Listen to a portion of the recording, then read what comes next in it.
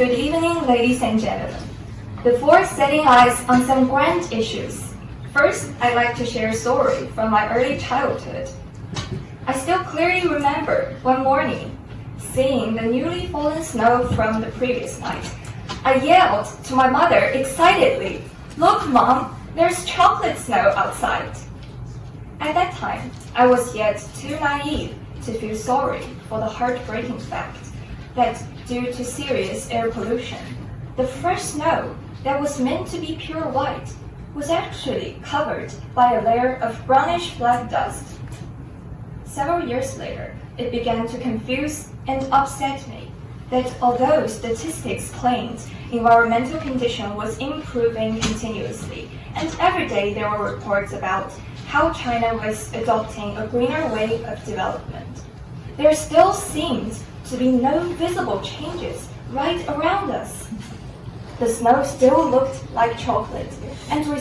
still suffered from choking smoke and fog in winter. Apart from statistics and reports, what we ordinary people actually long for is the improvement of our living standard along with the improvement of environment. Indeed, we appreciate and take pride in our country for honoring our commitment in the Paris Agreement with concrete actions on the world stage. At the same time, we also hope that as we are doing our part in going green by complying to domestic policies, we Chinese can truly sense the benefits of our country's becoming a green leader. Fortunately, we are making progress, and I have truly sensed the benefits when I started to see clear skies more in winter, and when I realized flight delays caused by low visibility from air pollution have decreased significantly in recent years. From my perspective, to be a leader means living up to the expectation, trust, and support of its people, and therefore, to be a green leader means letting its people truly benefit from the achievements of going green. Only in this way, I believe, will the people continue to make their contribution. With the joint effort of the people and the determination of shouldering our due responsibility in the global context, we are expecting China to become a green leader and endeavoring to make this vision come true. Thank you. 下面请选手进行2分钟的即兴演讲。The number for my impromptu speech is number 10. And there is the phenomenon that general education, also known as 通识教育 in Chinese, is becoming much more prevalent in Chinese universities, which requires students to take a variety of courses apart from his chosen major. This reminds me of a book I've read called The Idea of University, in which the author ardently promoted the idea of liberal education, also known as 博雅教育 in Chinese. And putting in today's context, I think this idea is still applicable and is definitely useful in our college. And this is actually what we are already implementing now in our college. So I think it also benefits our students fundamentally because it enriches our knowledge apart from our chosen major and let us get more command of other knowledge from other disciplines so that we can have a comprehensive understanding of all the knowledge we've obtained throughout our years in college and have a better command of our gained knowledge through these years. But I think one thing we must pay attention to in the process of implementing general education is that maybe we need to set another standard for this general education because we all know that in recent years, students are anxious about their GPA and probably we have this concern that if we choose some really challenging courses for our general education, it may influence and have negative impact on our total academic performance. So this is, I think, we should pay attention to in implementing general education. Thank you. 且应想汉选手，请评委老师就其命题演讲以及即兴演讲分别提一个问题，请选手对2个问题充分作答，限时1分钟。All right, 2 questions. First question, you mentioned green way of development. So is that equal to the so-called green leadership? What's the relationship between the two? Second question regarding the impromptu speech. You mentioned the standard, another standard regarding general education. And why do you want to propose a new one in a sense? Okay, thank you for your question. So for the first question, I think definitely a greener way of development isn't totally equal to become a green leader. But I think the approaches that we adopt as a leader has 2 aspects, that is internationally and domestically. So I think first, domestically, we should first solve some internal problems,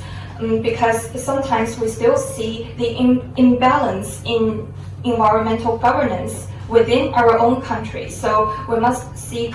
a greener way of development within our country. This is also part of our becoming a green leader. And for the second question, the reason why I want to seek another way of evaluating students' performance in the general education is that I found there's a phenomenon that sometimes we students in Tongji want to choose some really challenging and useful courses, such as maybe math modeling, but we think it is too difficult and it may influence our GPA. So we just forsake this opportunity to choose such a great course. Thank you. Hello， 大家好，好久不见了。最近因为我真的非常的忙，我们差不多最近快到期末了，而且最近是因为我们 Java 这门课它是有一个期末的大作业，是需要一个人完成一个学习平台的一个开发，就是一个人要自己完成前端、后端、数据库，还有就是种种东西，然后感觉就像是一个人完成了我们在之前小学期的时候4个人。差不多没日没夜的写了1个月的这种工作量吧，就感觉工作量特别大。然后 Java 这门课上老师自己其实也没有讲过什么内容，所以一切东西都靠自学。最近就是被这个大作业搞得有点焦头烂额。其实说是焦头烂额，也并不是没日没夜的在写，因为首先我的作息非常养生，每天我不到11点就会睡觉，所以为了写这种大作业，我也不会去熬夜。这也是为什么我感觉非常着急的原因，因为可能别人还会去熬夜干一干写这个作业，但是我每天就是能用来写作业的时间其实非常少，而且每天基本上每周还会有好几天晚上我都会跳很长时间的舞。所以除此之外还有别的课的一些小作业要忙，因为最近期末嘛，也是各种小组作业还有个人作业不断。就最近感觉非常的忙，然后周末也没有怎么出去玩，就没有什么很有意思的看展的内容。可能到1月份考试周反而要稍微好一点，因为我们很多考试都是开卷的。其实真正特别硬核的一些课，像是 Java 这种课程，它都是以大作业的形式考核的，然后大作业的DDL基本上都是在12月底，所以感觉我的这个12月过得真的是特别特别的忙，然后就有一种屋漏偏逢连夜雨的那种感觉，就是最近已经忙成这样，结果就非常突然的一件事，就是上周6接到通知是学校要办一个校内的一个英语演讲比赛。这个演讲比赛去年我也是参加过的，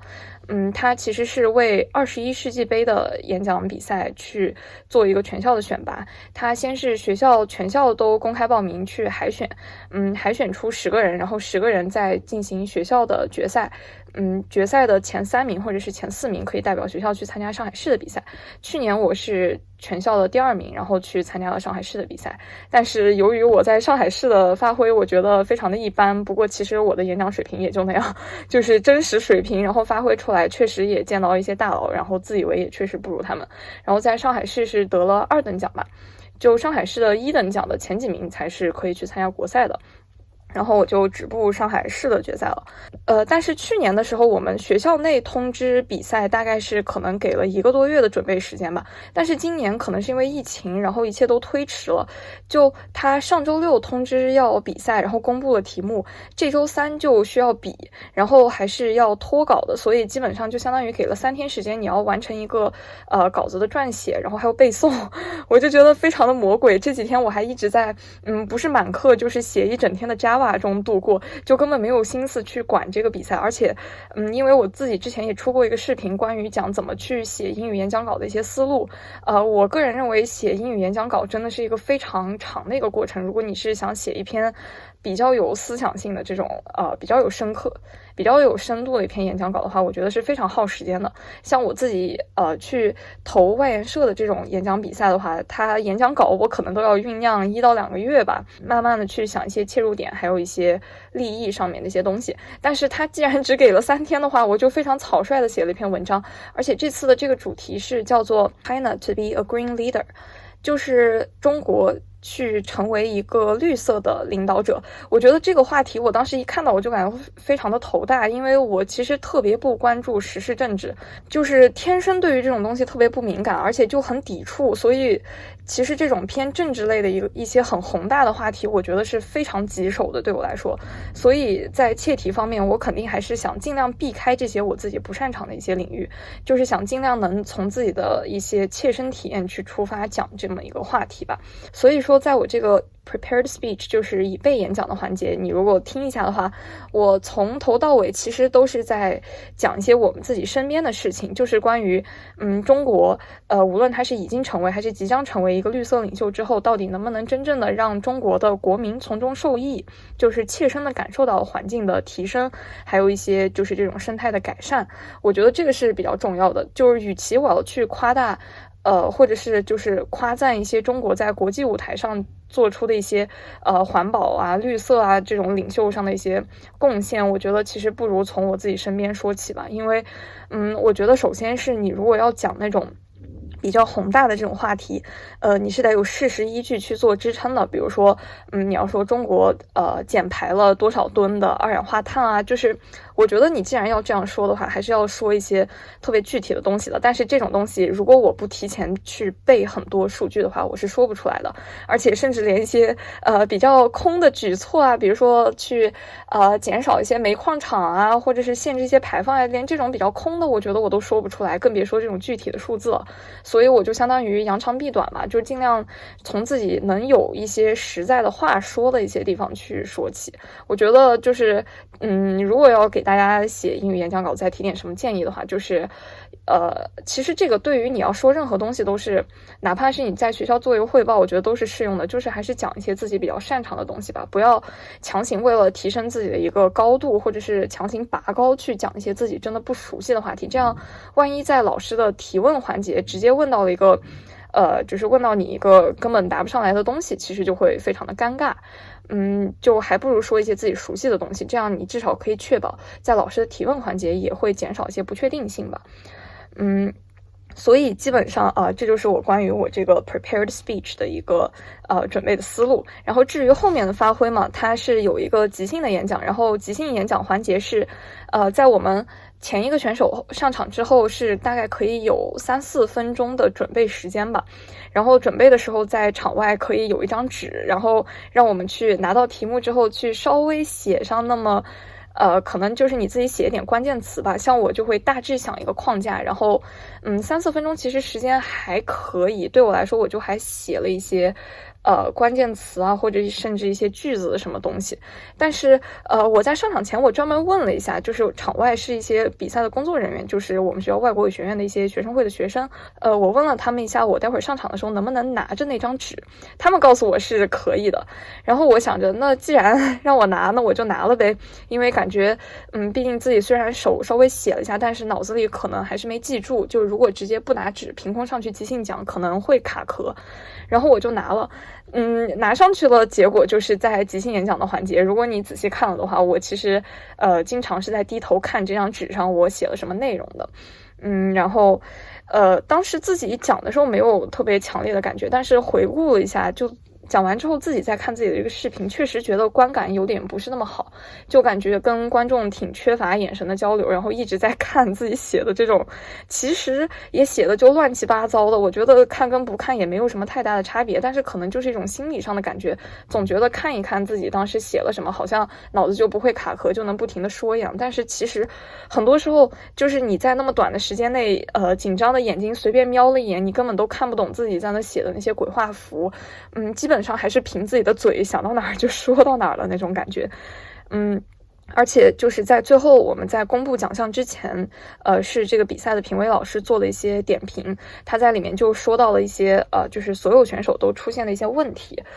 首先第一个他说到的就是有一些同学可能光唱赞歌，然后没有从自己身边的一些例子去入手，然后整个讲的太空洞太大。这个问题我觉得因为是我一直比较注意的，所以没有，但是我确实注意到我们这10个选手，就尽管是已经通过学校那么多人的海选了之后，我觉得还是有一些稿子可能写的是有点空。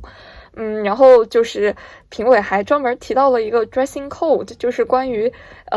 去参加这种比赛的着装，然后我就觉得非常醉，因为其实我也看过一些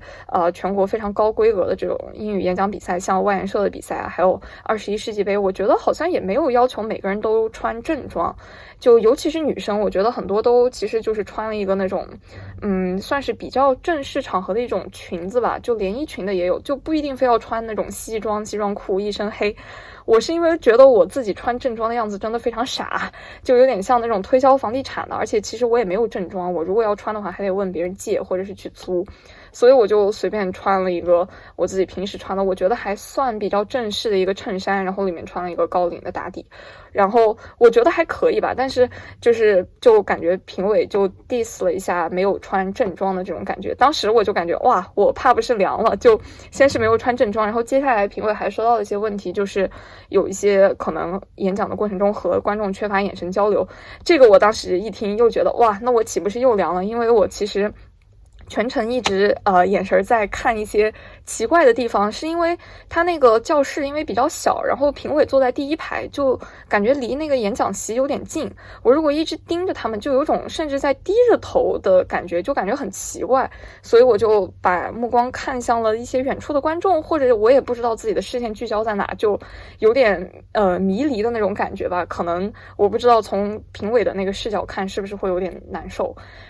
所以其实这个以后也或许可以注意一下吧。还有评委就是非常强烈的提到是说，无论是 prepared speech 还是 impromptu speech， 就这2个环节一定不要带任何纸或者稿子上去。像 prepared speech， 因为我自己其实是背诵能力比较强的，就是我基本上还是有这个底气，我甚至都没有打印那个稿子，我当时把它在电脑上写出来之后3天，我就基本上在 iPad 上面背了背，我都没有印一个纸质版的稿子，所以就也没有带稿子上去，就相当于是对自己的这个已备演讲应该是比较有把握的。但是在即兴演讲的时候，因为我还专门问了一下，他们告诉我可以带那个纸上去，我就把纸带上去了。但是后来也是确实评委说的也没错，我后来自己看视频的时候也是感觉到我自己不停的在这种低头看纸，这个观感的确是非常的不好。然后就也提醒大家，如果以后要参加这种比赛，首先我觉得如果是有已备演讲的环节的话，不带稿子上去，把所有的稿子都背得熟熟练练，是一个最基本的一种就是你参加这个演讲比赛应有的一个标准吧。至于这种 impromptu speech， 其实当时评委说的一点我觉得非常有道理的，就是你自己可能真的觉得你带了一张纸上去，你就可以看一看自己刚才写的要点，然后可以帮助你回忆出来，但是它其实是限制了你的一种发挥。因为其实我觉得能走到这一步，大家其实对于临场发挥，就算你卡壳了，你想的东西和你刚才在准备的过程中想的一些点不一样了，我觉得也是完全可以在临时就是不至于愣在那儿吧，就是可以立即想到一些别的东西来说出来。就是既然这样的话，其实无所谓你刚才想的是哪些点，就只要你基本上有个大的框架，你没有必要就是追求你说出来的东西和你刚才在准备过程中列出来的要点一模一样。像我的话，我可能因为是就是如果看过我以前视频的小伙伴可能知道，我觉得我是在英语的书面写作，就是这种表达上面是更有优势的，在这种即兴的演讲还有包括口语，我觉得都是相对来说比较弱的。所以对我来说，就是如果给我哪怕一点点的时间去准备，我可以把它落实到纸面上来，我就可以想出来一些非常华丽的一些词藻。所以我在我的这个写关键词的纸上，我会写到一些比较关键的词汇。我主要是害怕我在讲这个即兴演讲的时候，可能会就没有说到这些我自认为非常加分的词汇，但是实际上想一想，大家其实听的还是一个逻辑和整体的思路。至于你有没有用到一个高级词汇在整一个这种2分钟的演讲里面，我觉得就是微不足道的一件事。所以感觉也没有必要去纠结这些。然后这些就是差不多关于这个突如其来的英语比赛的一件事。其实我当时听到这个英语比赛，我都有点犹豫我要不要去参加，因为最近实在真的是太忙了。但是当时就觉得就速战速决吧，既然他就给了3天时间准备，我也没有更多的时间去准备，因为我还要上课，而且就正好周一我是满课，然后周三也基本上是有课，周二那天我还写了一整天的 Java， 就没有什么时间去准备这个比赛，就觉得是抱着随便试一试的心态。然后没有想到他周三下午初赛完就告诉我周四就要去比这个决赛，所以从初赛到决赛中也是没有任何的准备时间。不然其实我是想准备一下练一练这种即兴，因为我感觉其实已经快1整年的时间我没有怎么说过英语了，因为前面疫情在家的时候是一直在自学日语，就感觉英语完全是一个弃置的状态，所以也其实挺慌这个即兴演讲的。但是后来觉得即兴发挥的也还可以吧，然后差不多就是这样的一个经历，所以就感觉他速战速决也蛮好的。接下来就让这个昙花一现的英语比赛就过去了，我就要继续赶我的 Java 大作业了。然后最近年底真的非常非常的忙，所以可能视频不能做到那么频繁的更新，然后剪辑也比较粗糙，就感谢大家一直以来的支持，希望在新的一年里可以多更视频，然后给大家做出更好的内容来，也祝大家各位期末顺利。最后再放几段最近都没有什么录的素材，就是放一段前面跳舞的视频吧。然后大家下期再见，拜拜。